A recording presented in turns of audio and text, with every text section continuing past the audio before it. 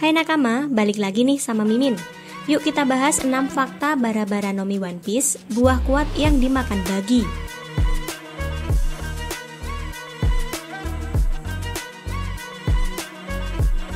Bara-Bara no Mi adalah buah iblis punya bagi di One Piece. Apa saja fakta Bara-Bara no Mi One Piece? Simak di video ini ya. Check this out.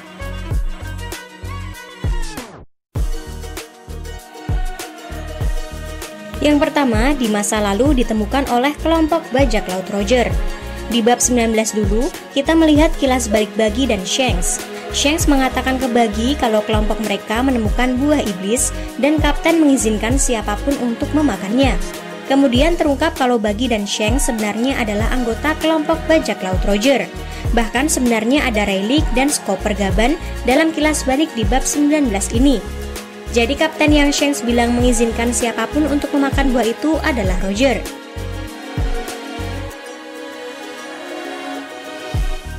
Yang kedua, dimakan oleh Buggy secara nggak sengaja. Kelompok bajak laut Roger itu anggotanya kebanyakan bukan pemakan buah iblis.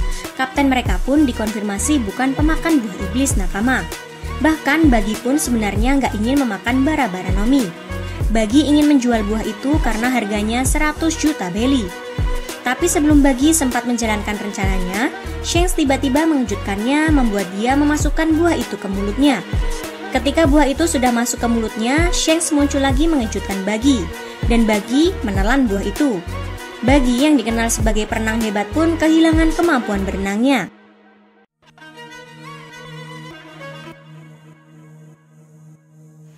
Yang ketiga, buah iblis jenis Paramecia. Ada 3 jenis buah iblis di One Piece, Logia, Zoan, dan Paramecia. Bara-Bara no Mi ini tergolong Paramecia. Lanjut yang keempat, gara-gara pengungkapan soal Hito-Hito no Mi model Nika, Bara-Bara no Mi adalah Paramecia pertama yang muncul di One Piece. Awalnya fans mengira buah Paramecia pertama yang diperlihatkan di One Piece adalah Gomu Gomu no Mi. Tapi ternyata nama asli Gomu Gomu no Mi itu Hito-Hito no Mi model Nika dan jenisnya Mythical Zoan. Jadi Bara-Bara no Mi adalah Paramecia paling pertama yang kekuatannya pertama terlihat di One Piece sekarang. Yang kelima, kekuatan Bara-Bara no Mi.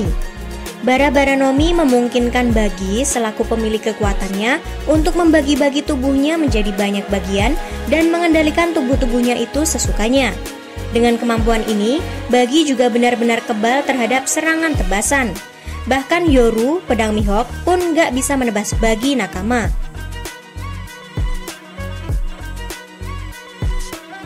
Dan yang terakhir, apakah Bara-Bara no Mi lebih kuat di live action? Bara-Bara no Mi itu seharusnya kebal terhadap tebasan, tapi Buggy masih bisa dihajar dengan serangan tinju. Uniknya di live action, ada perubahan yang membuat Bara-Bara no Mi lebih dahsyat. Di versi live action, ada momen di mana Luffy menghajar Buggy, tapi serangan itu hanya membuat bagian tubuh Buggy yang dipukul terpisah dan dia tampak gak kesakitan. Bara-Bara no Mi di manga juga punya kelemahan, yaitu mesti bagian tubuh Buggy tercerai-berai dan berterbangan, biasanya kakinya akan tetap menapak di tanah nakama. Nah, itu 6 fakta menarik Bara-Bara no Mi One Piece. Gimana menurut kalian? Sampaikan di kolom komentar ya. See ya!